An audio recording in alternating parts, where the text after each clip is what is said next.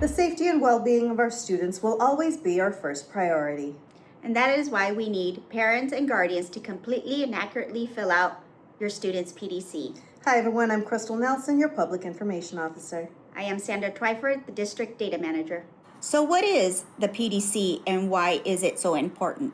The Parent Data Confirmation System is our database that collects your students' emergency contact information. Should an incident happen with your students during school hours, it is imperative that our staff has the most up-to-date contact information. That means phone numbers, address, health history, language spoken at home, and even legal parent and guardianship restrictions and accommodations.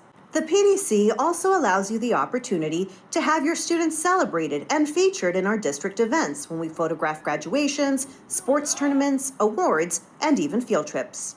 This electronic form must be filled out every year for every student at every school they attend, and the process takes only a few minutes.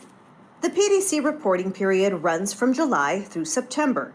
Missing this deadline requires a parent or guardian to visit the school in person, complete a paper packet, and wait for staff to manually enter the information. This creates room for human input error and delays our access to critical safety information for your student. Step-by-step directions to fill out the PDC can be found at our district website, gfusd.net.